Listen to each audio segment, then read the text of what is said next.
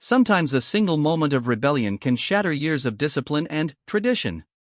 In the world of military precision, where every step is calculated and every breath follows orders, one soldier's decision to break formation didn't just disrupt a drill, it exposed secrets that had been buried beneath polished boots and pressed uniforms for decades.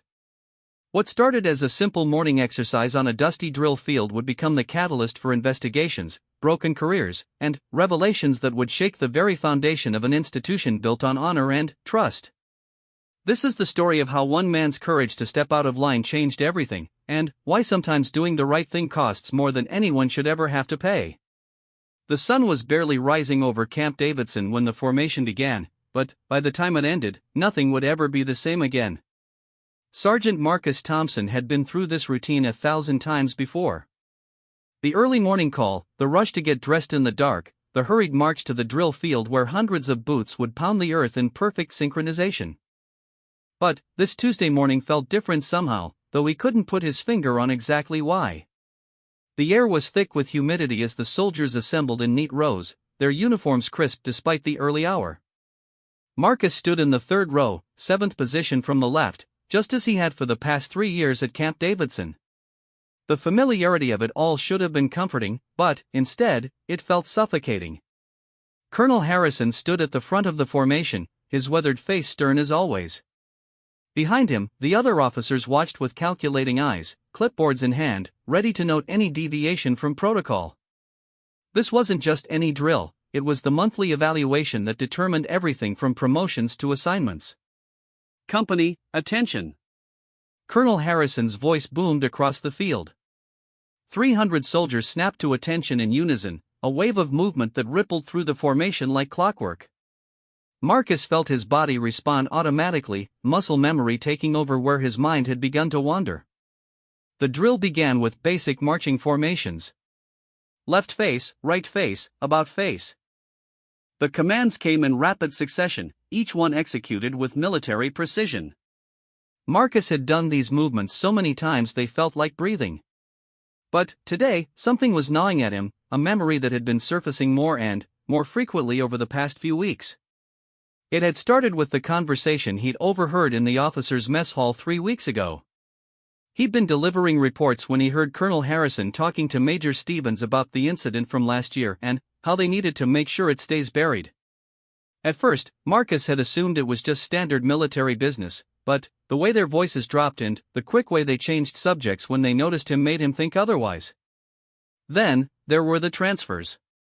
Suddenly, several soldiers who had been stationed at the base for years were being shipped out without explanation. Good soldiers, soldiers who asked questions and didn't just follow orders blindly. Marcus had watched 3 of his close friends get reassigned in the past month, all to different bases across the country. The breaking point had come just yesterday when he found Private Johnson's personal effects still in his footlocker, 3 days after the young man had supposedly been transferred to Fort Bragg. When Marcus asked about it, he was told that Johnson had requested the transfer himself and left in a hurry. But Marcus knew Johnson well enough to know that the kid would never leave without saying goodbye, and he certainly wouldn't leave his grandmother's ring behind. Now, as Marcus marched in formation with the rest of his unit, the pieces were starting to come together in a way that made his stomach turn. The missing soldiers, the hushed conversations, the way certain questions were met with immediate dismissal or even disciplinary action. Something was very wrong at Camp Davidson, and Marcus was beginning to suspect that this drill, like many others, was just another way to maintain the facade of normalcy. Forward march! The command echoed across the field, and the formation began to move as one organism. Left foot, right foot, left foot, right foot. The rhythm was hypnotic, designed to suppress individual thought and promote group cohesion. But Marcus's mind was racing. He thought about his father, a Vietnam veteran who had taught him that a soldier's first duty was to his conscience, not to his commanding officer. There will come a time, his father had told him, when you'll have to choose between following orders and doing what's right. When that time comes, son, make sure you can live with your choice. The formation moved through its paces, turning corners with mechanical precision. Marcus could see Colonel Harrison watching from his position at the front, occasionally making notes on his clipboard. What was he really noting? Who was he watching? Marcus had noticed that certain soldiers seemed to get more attention from the officers lately, especially those who had been asking questions about their missing comrades. As they completed a complex maneuver that required the entire formation to pivot and realign, Marcus caught sight of something that made his blood run cold. Near the edge of the drill field, partially hidden by a maintenance building, he saw a figure he recognized. It was Private Rodriguez, one of the soldiers who had supposedly been transferred 2 weeks ago. But Rodriguez wasn't in uniform, and he wasn't supposed to be on base at all. The young man looked haggard, his civilian clothes wrinkled and dirty. He seemed to be trying to get someone's attention, gesturing frantically at the formation. But the officers either didn't see him or were deliberately ignoring him. Marcus watched as Rodriguez began walking closer to the drill field, his movements becoming more desperate. Eyes front. The command snapped Marcus back to attention, but he couldn't stop thinking about what he'd just seen. If Rodriguez was still on base, then where were the others? And why were they being told these soldiers had been transferred when they clearly hadn't left? The formation continued its elaborate dance, but Marcus felt like he was watching it from outside himself. Every command, every synchronized movement, felt like participation in a lie. He thought about Private Johnson's grandmother's ring, about Rodriguez's desperate gestures, about the conversations that stopped whenever he entered a room. As they moved into the final phase of the drill, a complex series of maneuvers that would showcase the unit's precision and discipline, Marcus made a decision that would change everything. He couldn't continue to be part of this charade, whatever it was. He couldn't keep marching in formation while his fellow soldiers were suffering somewhere in the shadows. The formation was executing a particularly difficult movement that required each row to weave through the others in a predetermined pattern.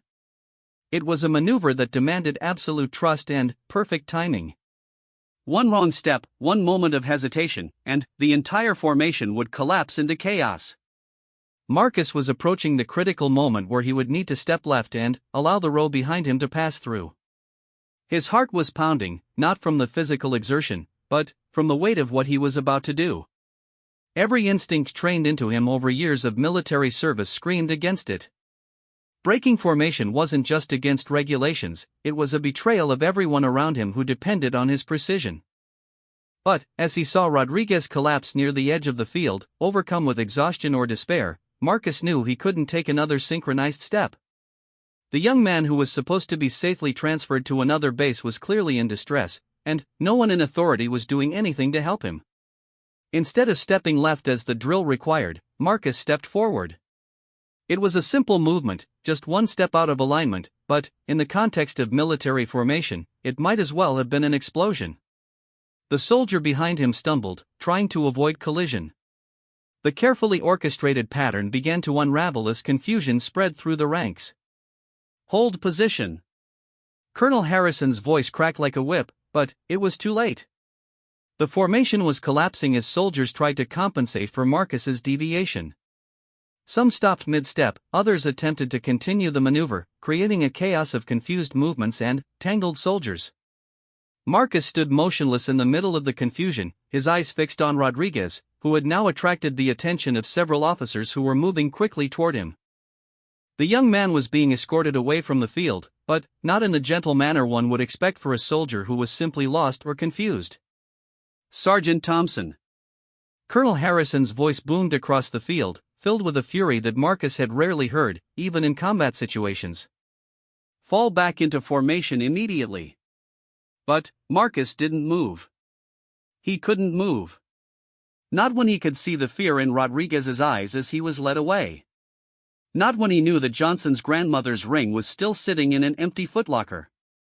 Not when everything he'd been trained to believe about honor and duty and protecting his fellow soldiers was being twisted into something unrecognizable.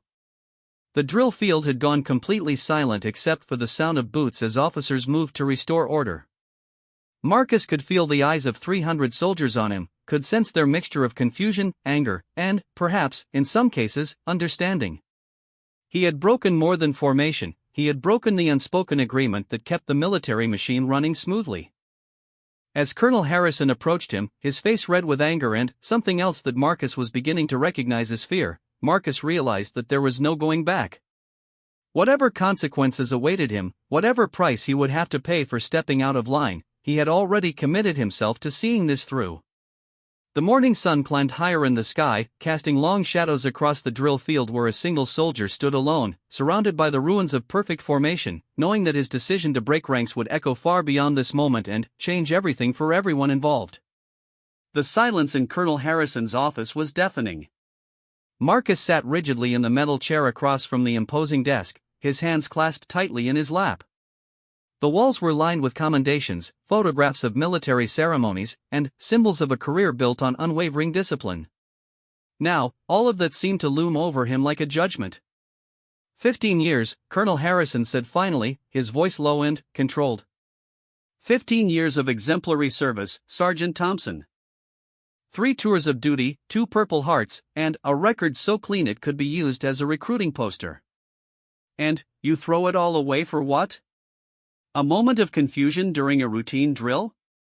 Marcus kept his eyes forward, but he could feel the weight of the colonel's stare. The past 6 hours had been a blur of interrogations, paperwork, and threats of court-martial. But, through it all, the image of Rodriguez being dragged away from the drill field kept playing in his mind. "Sir, with respect, it wasn't confusion," Marcus said, his voice steady despite the hammering of his heart. "I saw Private Rodriguez on the field. He was supposed to have been transferred 2 weeks ago, but there he was, clearly in distress, and no one was helping him." Colonel Harrison's jaw tightened almost imperceptibly. Private Rodriguez was transferred as scheduled. What you saw was someone else entirely. A maintenance worker, perhaps, or a visitor to the base. Your disruption of the formation endangered dozens of soldiers and compromised a critical evaluation exercise. It was Rodriguez, sir. I've served with him for 2 years. I know what he looks like. Marcus's voice carried a conviction that made the colonel's eyes narrow. Even if it was Rodriguez, which it wasn't, your job is to maintain formation and follow orders. Individual initiative is not welcome during drill exercises, Sergeant. Surely you understand this after 15 years of service. The conversation continued in circles for another hour, with Colonel Harrison alternating between disappointment and barely controlled anger. But Marcus noticed something else underneath the official disapproval. There was something that looked remarkably like desperation. The colonel was working too hard to convince him that what he'd seen wasn't real. When the meeting finally ended, Marcus was escorted to temporary quarters pending a formal disciplinary review. But, instead of feeling defeated, he felt more determined than ever. The colonel's reaction had confirmed his suspicions that something much larger was happening at Camp Davidson. That evening, as Marcus sat in his temporary quarters, he heard a soft knock at his door. When he opened it, he found Corporal Sarah Martinez, a communications specialist he'd worked with on several occasions. She looked nervous, glancing over her shoulder before stepping inside. "Sergeant, I heard about what happened today," she said in a low voice. "I think you should know that you're not the only one who's been asking questions." She pulled out a small notebook from her jacket pocket. "I've been keeping track of things that didn't add up. The transfers, the missing personnel files, the communication blackouts during certain times. At first, I thought it was just standard military bureaucracy, but after what happened today, I think there's something bigger going on." Marcus studied the notebook as Sarah flipped through pages filled with dates, names, and observations. The pattern that emerged was disturbing. Over the past 8 months, 23 soldiers had been officially transferred from Camp Davidson. But, according to Sarah's research, only 7 of them had actually reported to their new assignments. "How did you find this out?" Marcus asked, though he was already beginning to suspect the answer. "I have friends at other bases," Sarah explained. "When Johnson was supposedly transferred to Fort Bragg, I called a friend there to see how he was settling in. She told me no one by that name had been assigned to their unit. So I started checking on others. The implications were staggering. If 16 soldiers had disappeared without actually being transferred, where were they? And why was the military covering it up?" Sarah continued her explanation, her voice growing more urgent. "There's something else, Sergeant. I've been monitoring communication logs as part of my duties, and there have been unusual patterns. Coded messages coming in at odd hours, always on frequencies that aren't supposed to be used for routine-based communications. And they always seem to coincide with the disappearances. Marcus felt a chill run down his spine. "Have you taken this to anyone else?" "I tried," Sarah said, her shoulders sagging. "I brought my concerns to Captain Williams 3 weeks ago. 2 days later, I was written up for 3 minor infractions I'd supposedly committed months ago. The message was clear: keep quiet or face consequences." They spent the next 2 hours going through Sarah's notes, cross-referencing dates and events. The picture that emerged was of a systematic cover-up that went far beyond simple administrative errors. Someone was making soldiers disappear, and the official transfer paperwork was just a way to explain their absence. The breakthrough came when Sarah showed Marcus a communication log from the night Rodriguez was supposed to have left the base. "Look at this," she said, pointing to an entry. At 0347 hours, there was an encrypted transmission sent from the base communication center. It lasted exactly 17 minutes. But, according to the official logs, no communications were sent that night. "Who sent it?" Marcus asked. The log shows it was authorized by Colonel Harrison himself. The pieces were falling into place, but the picture they formed was more terrifying than Marcus had imagined. If the colonel was directly involved in whatever was happening to the missing soldiers, then bringing this to the attention of other officers on the base might be useless, or worse, it might put more people in danger. "We need outside help," Marcus said finally. "Someone beyond the base command structure." Sarah nodded, but her expression was grim. "I've thought about that too. But who's going to believe us? And even if they do, how long before word gets back to Colonel Harrison? We need proof, something concrete that can't be dismissed or explained away." Over the next few days, Marcus found himself under constant surveillance. Officers who had previously treated him with respect now watched his every move. His access to certain areas of the base was restricted, and he noticed that his communications were being monitored. But the scrutiny only strengthened his resolve. The opportunity he needed came during a routine supply run to the base perimeter. Marcus had volunteered for the duty, hoping to get away from the watchful eyes at the main compound. As his truck approached the outer fence line, he spotted a familiar figure near an abandoned storage building that had been closed for renovations months ago. It was Private Johnson. Marcus's heart raced as he saw his former bunkmate, but the young man looked nothing like the eager soldier he remembered. Johnson was thin, dirty, and had the hollow look of someone who hadn't slept properly in weeks. He seemed to be hiding, ducking behind buildings and moving carefully to avoid the security cameras. Without thinking about the consequences, Marcus diverted his route and drove toward the storage building. When he got close enough, he called out softly, "Johnson." "It's Marcus." The young man's head snapped up, and Marcus saw a mixture of relief and terror in his eyes. Johnson approached the truck cautiously, as if he expected it to be a trap. "Sergeant Thompson, thank God," Johnson whispered as he climbed into the passenger seat. "I didn't know who I could trust anymore." "Where have you been?" "We were told you were transferred to Fort Bragg." Johnson let out a bitter laugh. "Transferred? Is that what they told everyone?" He looked around nervously before continuing. "Sergeant, they've been holding us in the old bunker complex beneath the base. The one that was supposedly sealed off after the chemical leak 5 years ago." Marcus felt his blood turn to ice. The bunker complex had been closed after an accident that had allegedly contaminated the underground facilities with hazardous chemicals. If soldiers were being held there, they were essentially being imprisoned in conditions that could be seriously dangerous to their health. "How many others are there?" Marcus asked. 16 of us, as of last week. Maybe more by now." Johnson's voice was shaking. "Sergeant, they're not just holding us. They're using us for something. Medical experiments, psychological tests, things that would never be approved by any legitimate military program." The revelation hit Marcus like a physical blow. What he had suspected was a cover-up of incompetence or corruption was actually something far more sinister. The military base he had served faithfully for years was the site of illegal human experimentation. "How did you escape?" Marcus asked. "There was a malfunction in the security system during last night's storm. The electronic locks failed for about 10 minutes. Rodriguez and I made a run for it, but we got separated. I've been hiding ever since, trying to figure out how to get help without being caught." Marcus realized that Rodriguez's appearance at the drill field hadn't been random. He had been trying to get help, to expose what was happening to him and the others.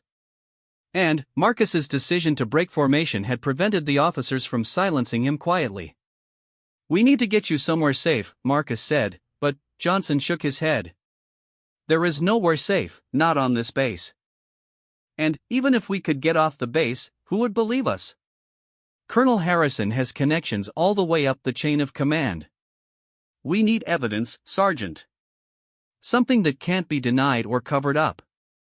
As they talked, Marcus realized that his breaking formation had been more than just a moment of moral courage. It had been the first crack in a wall of silence that had been carefully maintained for months, maybe years. But now that the wall was beginning to crumble, the people responsible would do everything in their power to repair it, even if it meant silencing everyone who knew the truth. The sound of approaching vehicles made both men freeze. Through the windshield, Marcus could see military police cars heading in their direction, moving fast and with obvious purpose. "They've found us," Johnson whispered, his face going pale.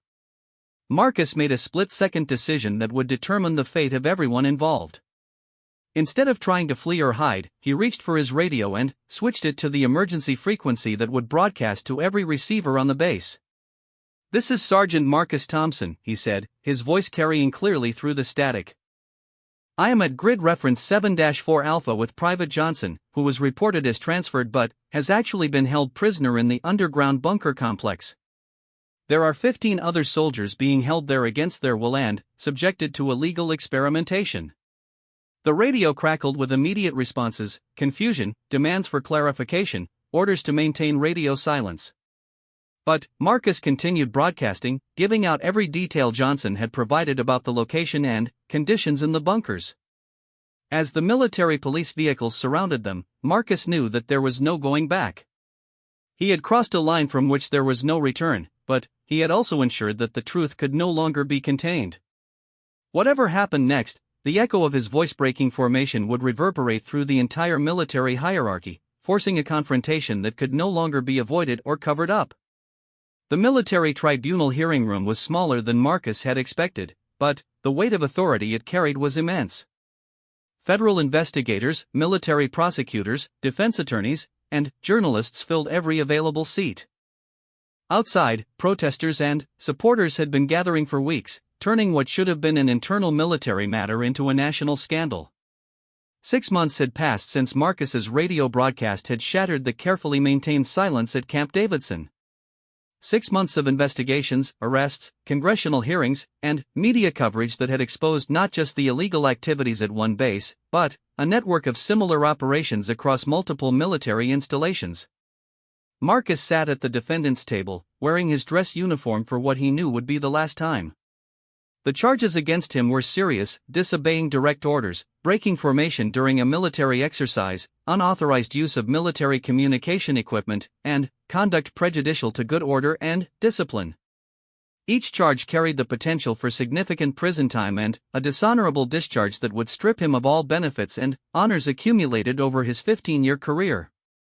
But Marcus wasn't the only one facing judgment today. Colonel Harrison sat at another table, flanked by military lawyers and looking far older than he had 6 months ago.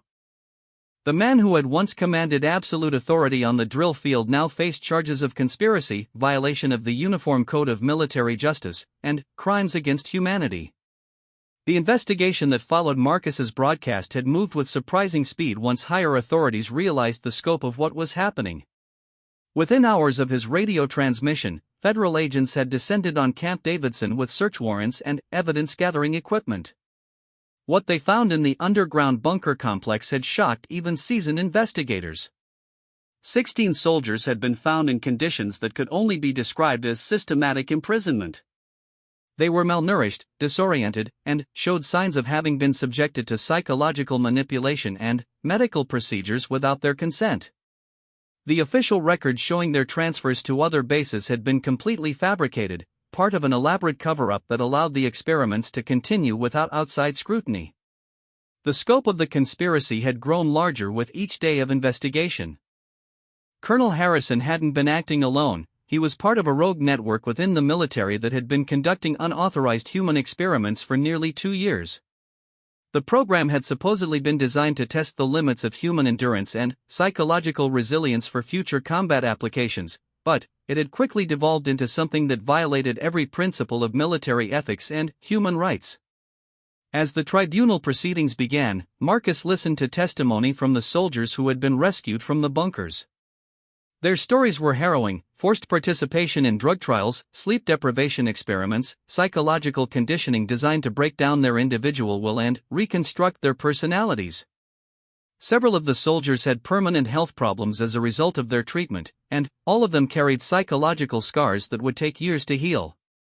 Private Johnson, who had gained considerable weight and color since his rescue, testified about the moment he realized he wasn't going to be transferred to another base as promised.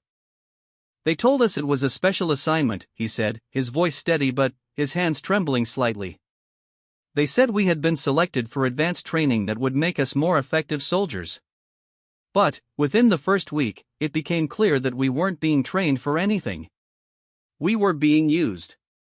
Private Rodriguez, who had been recaptured shortly after his escape attempt that Marcus had witnessed during the drill, described the systematic way their identities had been erased from official records. "They told us that as far as the outside world was concerned, we no longer existed," he testified. "Our families were told we had been transferred to classified assignments and couldn't be contacted. Our fellow soldiers were told we had requested the transfers ourselves. We became ghosts." Corporal Martinez, who had been Marcus's primary ally in uncovering the conspiracy, testified about the pattern of intimidation and threats she had faced when she tried to report her suspicions through proper channels. "The system that was supposed to protect us was the same system that was being used to silence us," she said. "If Sergeant Thompson hadn't broken formation that day, if he hadn't had the courage to step out of line, those 16 soldiers might still be in those bunkers, and more might have joined them." The prosecution's case against Colonel Harrison was devastating. Evidence showed that he had not only authorized the illegal detention and experimentation but had actively worked to expand the program. Communications logs revealed his contacts with similar operations at 3 other military bases, suggesting that the conspiracy reached far beyond Camp Davidson. But perhaps the most damaging testimony came from Dr. Elena Vasquez, a civilian contractor who had been hired to conduct the medical aspects of the experiments. Faced with overwhelming evidence of her participation, she had agreed to testify in exchange for a reduced sentence. "Colonel Harrison told us that this was a legitimate military research program with proper authorization from the Pentagon," she testified. "He provided what appeared to be official documentation approving the experiments. It wasn't until much later that I realized the documents were forgeries and that we were operating completely outside legal boundaries." Dr. Vasquez's testimony revealed the true scope of what had been done to the imprisoned soldiers.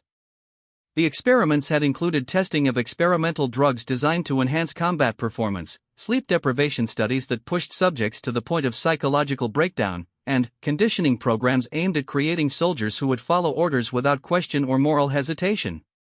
"The goal, as Colonel Harrison explained it to me, was to create the perfect soldier," Dr. Vasquez continued. "Someone who would be physically enhanced, psychologically conditioned to overcome normal human limitations, and completely loyal to authority. But what we were actually creating was trauma and suffering on an unimaginable scale."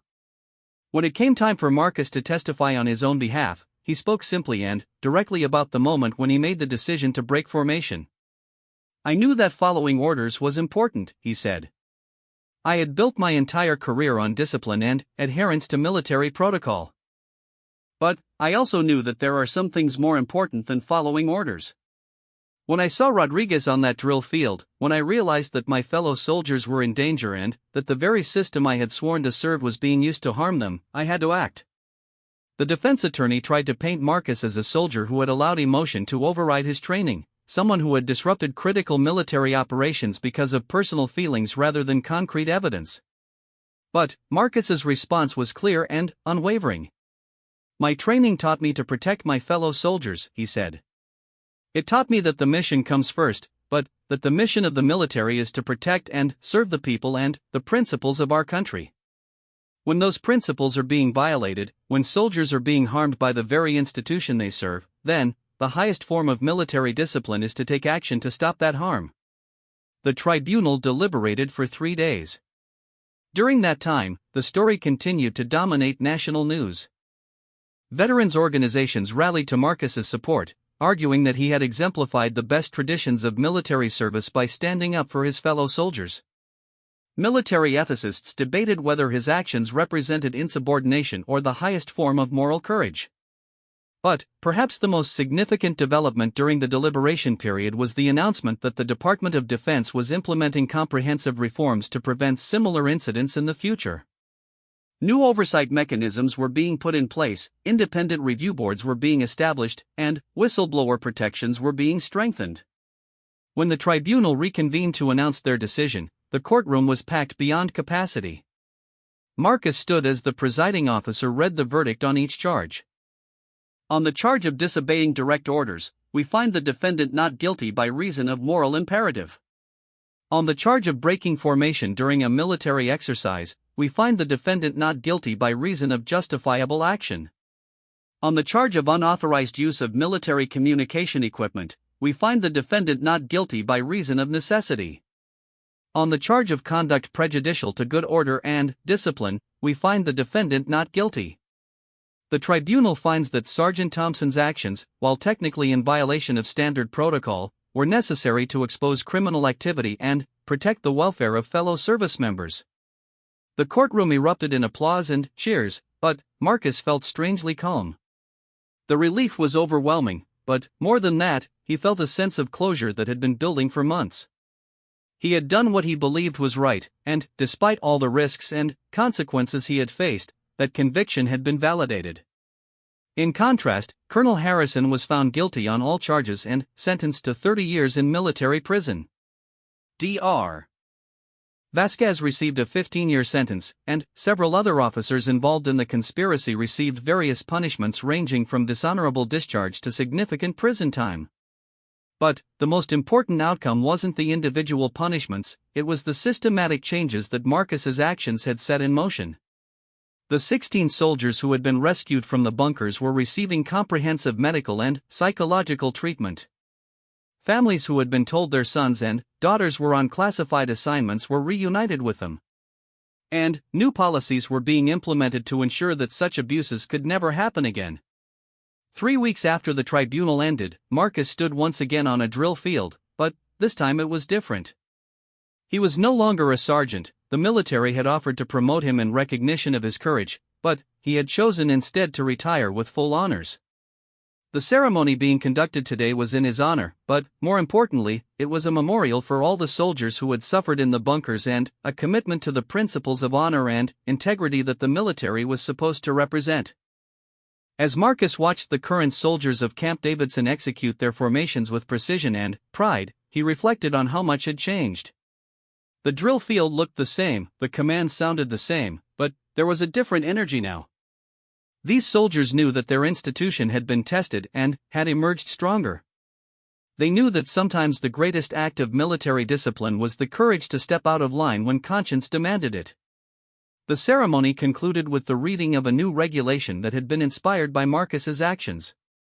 The Thompson Protocol established clear procedures for soldiers to report suspected abuses without fear of retaliation and created independent channels for investigating such reports. It was a small bureaucratic change that represented a fundamental shift in how the military viewed the balance between obedience and moral responsibility. As Marcus walked off the drill field for the last time, he thought about the ripples that had spread from that single moment when he stepped out of formation. Careers had been destroyed and others had been built. Families had been reunited and institutions had been reformed. Laws had been changed and lives had been saved. The echo of his decision to break formation had indeed spread across the drill field and beyond, reaching into congressional hearing rooms, medical facilities where soldiers were recovering, and homes where families were rebuilding relationships that had been shattered by lies and secrecy. It had reached into the heart of an institution that prided itself on honor and integrity, forcing it to confront the ways it had fallen short of its own ideals. Marcus had learned that sometimes the most important formation to break is the one that keeps you in line when your conscience is telling you to step forward. Sometimes the greatest service you can provide to your country and your fellow soldiers is the courage to say that some orders should not be followed, some formations should not be maintained, and some silences should not be kept. The consequences of that moment of moral courage would continue to echo for years to come, in the lives of the soldiers who had been saved, the reforms that had been implemented, and the example that had been set for future generations of service members who might find themselves facing similar choices between compliance and conscience. As Marcus drove away from Camp Davidson for the last time, he carried with him the knowledge that when history demanded he choose between following orders and following his conscience, he had made the right choice. The formation he had broken on that drill field 6 months ago had been reformed into something stronger, something more honest, and something more worthy of the sacrifice and dedication that soldiers like him were willing to give in service of their country.